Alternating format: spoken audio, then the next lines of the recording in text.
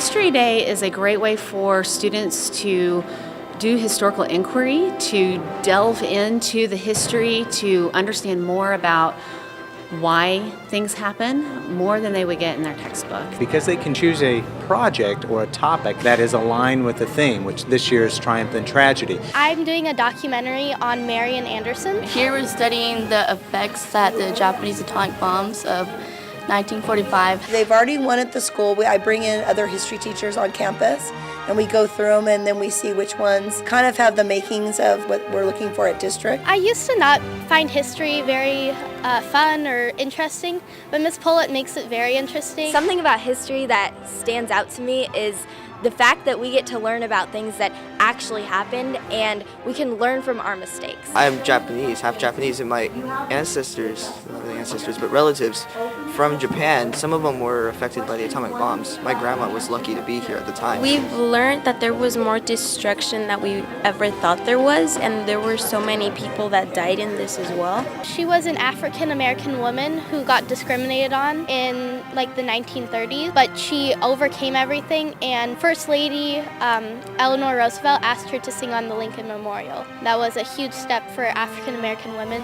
to follow singing careers. The Emu War was when Australia declared war on the emus, because the emus were basically terrorizing the crops in a district in Western Australia, and it would have caused starvation. So when I was in 8th grade, I did a junior individual documentary on CARE, which was a World War II relief organization that actually started the term the CARE package. It's just so empowering to see somebody who was denied so many opportunities really rise, and there's been a lot of this last year of women empowerment, and I feel like it's very fitting for this project. I actually got to interview original CARE package recipients from World War II, up to interviewing the CEO of CARE, Michelle Nunn, and all that hard work paid off when I got to go to nationals in Washington, D.C. We value those academic competitions just like we value basketball and volleyball and track. Now I'm in 10th grade at Khanh High School, and I'm doing a senior individual documentary